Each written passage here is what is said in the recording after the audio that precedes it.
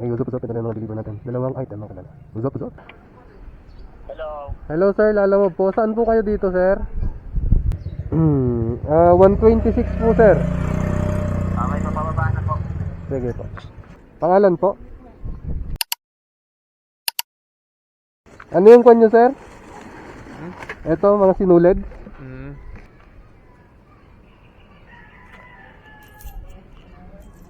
Po. Thank you, sir.